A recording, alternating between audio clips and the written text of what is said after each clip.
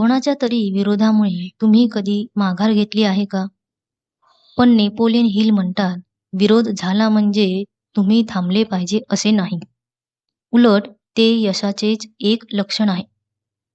The law of success या पुस्तकात ते सांगतात, यशाचा पतंग कधीच सहज वाऱ्यांवर उडत नाही. तो नेहमीच विरोधाच्या वाऱ्यांवर उंच भरारी घेतो.